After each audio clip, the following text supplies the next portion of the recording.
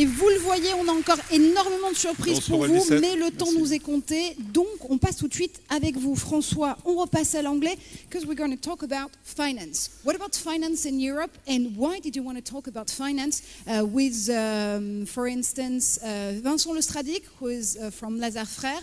Why talking about finance in this sort of panel?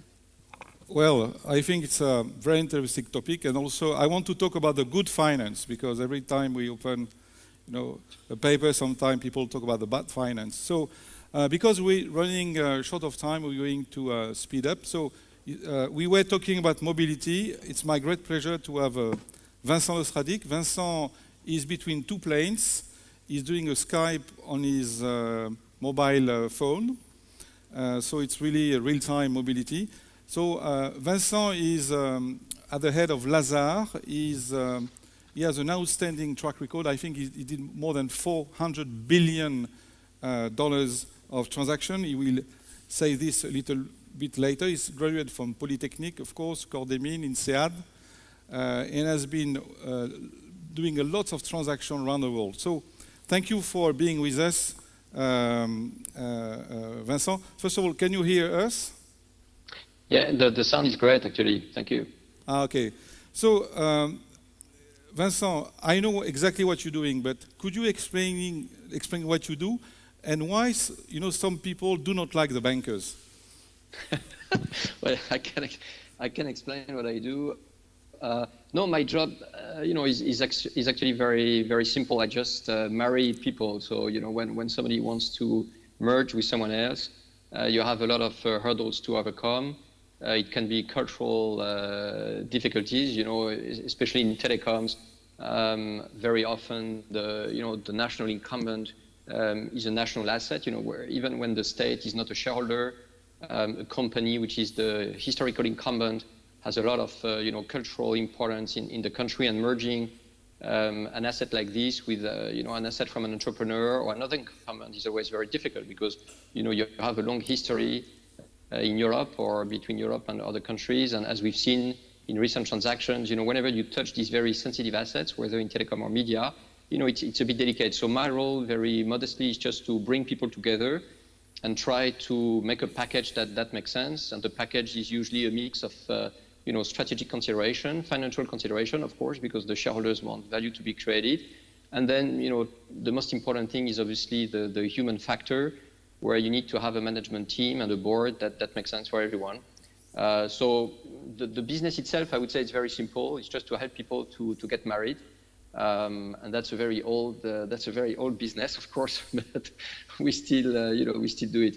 Why people don't like bankers? I think there have been a lot of abuses by many banks and bankers over the past few years. It's actually a bit scary. It's not so fun, when you work actually hard and your business is fairly basic, to see all this bad noise on the job you do. Because at the end of the day, our job is just to get the trust of people, because the only thing we are selling is actually trust, relationship, and some knowledge. And it doesn't help, when you have bad publicity on your job. But I must admit we got used to it. On the M&A side, I must say, the noise has not been so bad, and this part of the finance world is probably a bit below the radar now, which is actually great, because we need to have a lot of confidentiality and secrecy to do our business in a professional manner. Yeah, we kept the secret. I'd say to nobody where you were. I have a question also, because when I saw all the deals you've done over the years, I like to understand why you've been, as a person, so successful, 400 billion of transaction, and why Lazare has been very successful. And please feel free to quote some deal, of course. And do you do proactively the deal, or do you respond to demand? I'd like to understand the dynamic. No, that's actually a very good question. When I was a younger banker and Bruce Wasserstein was running Lazare, I wanted to become a partner. So I had an interview with Bruce. So he told me, how are you going to be successful? So I told him, well, look, I have a lot of ideas. So it's very simple. I will go to CEOs and tell them they should do this and that, and merge with some people, and they will give me mandates, and I will make deals. He told me, you're absolutely wrong. You're absolutely wrong. You will not succeed that way. The first part is correct. So you will go and meet people. You will give them a lot of ideas, but 90% of your ideas will be wrong, and then one day the guy will call you and say, okay, Vincent, you have been telling me stupid ideas for the last 5 years, but because you work hard, I will give you the true deal I want to do. This is the deal you never thought about. So I would say that the two things happen. I mean, in some cases, you have an idea and it leads to a transaction, and that's a very interesting moment, of course. And in other cases, it's what Bruce had told me, i.e., the client has actually the idea and calls you, and you never thought about it, and you just help him execute. So the two sides are absolutely possible. So it's like you have a friend, a girl, and another friend, a boy. They don't know each other, so you organize a blind date, and maybe they will get married. So you're dating agency. No, that's absolutely true. I have, that's 100% correct. So I have a dinner tonight, for instance, between two people to do a deal. They never, they never met with one another, and we try to find a discrete place, and we'll see whether the chemistry works. In some cases it's a dream, and the two of them decide to go for it. In some cases, they realize during the dinner or the lunch that they'll never be able to work together. So. It's life. I mean, as you say, it's the most important thing in our work is the personal relationship and the human factor, and you just have to help people to see whether they can get together, which is 50% finance and 50% completely irrational and personal consideration, I would say. One of the topics of our discussion is the launch of 4G, LTE, and 5G, and then it was great to have some visibility on that. But we live in a paradigm in Europe. There is an explosion of traffic. We talk about 11 times more traffic by 2020. At the same time, we're in a kind of recession. So we're talking about consolidation, and you've been part of many consolidation, and recently some of them, maybe you will quote. So is it a trend in Europe? Is it a necessity? What are your views, and what are looking your customers for on that matter? Yeah. So I think, I'm sorry to be very blunt. Maybe I should not be blunt, but I just say what I feel. No, there is just you and me. So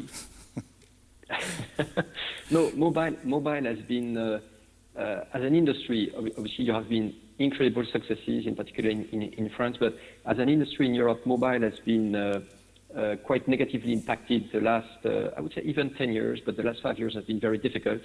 And you see even, the absolute top line in euro terms going down in certain countries like Italy, where, the sector, when you look at the total value of the sector 5 years ago and the total value of the sector today, it's actually pretty strong decline in absolute value. And, this is not very healthy to, put a lot of capex in the ground, as you're saying, you have to pay billions for the licenses. So I think, the mobile industry has been negatively impacted the last few years, and the answer, part of the answer has been to consolidate, because obviously, if you merge, then you will have more financial firepower, you will be able to invest more, etc. So this trend is extremely well known. I mean, probably the most important transaction has been the merger of O2 and E+ in Germany, the famous move from 4 to 3, so to speak. So this is well understood. It's not that easy, to be honest, as a banker.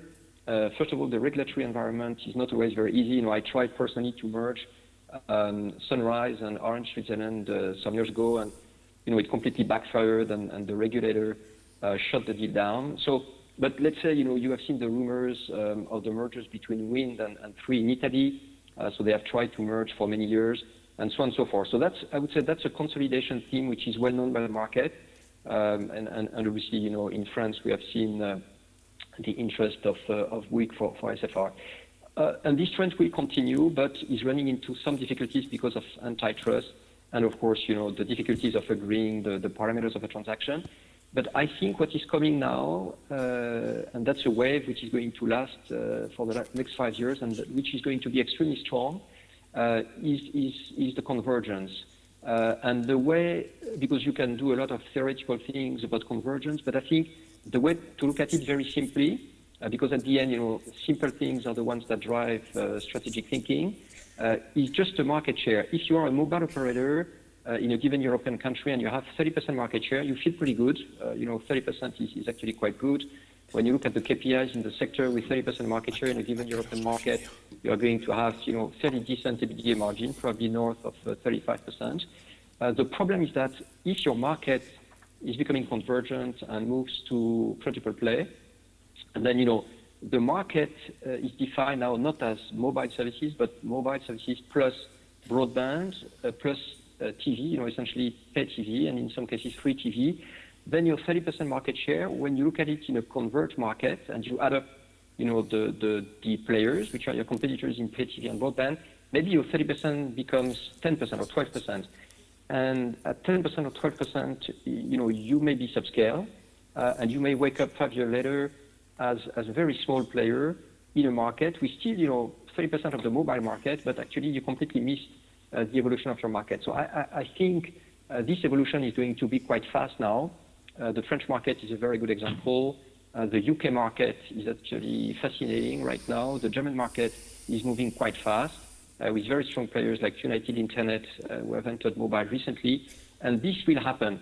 So if you are a mobile operator, a pay TV operator, or a cable operator or broadband operator right now in Europe, and you look at your market share of the total broadband plus mobile plus pay TV, if your market share is below 15%, you have to think very hard what you're going to do for the next 5 years. Because if you don't do anything and you stay at 15%, then you can be very quickly in trouble. Of course, this is complex, and as we've seen in the French market and some other markets, these transactions take time, but they will happen now. It's almost a given. And that's a perfect way to conclude this Skype. Thank you so much, gentlemen, for sharing your experience as someone from the finance, trying to talk about telecoms, about mobility reloaded, and all the topics we've been talking about all over this past few days. Thank you so much again. Thanks for your time. And thank you, Vincent. I know you had a 2 p.m. sharp, so we're just 2 p.m. sharp. So thank you very much for taking the time, and thank you. See you soon. Bye-bye, Vincent. Thank you. Bye.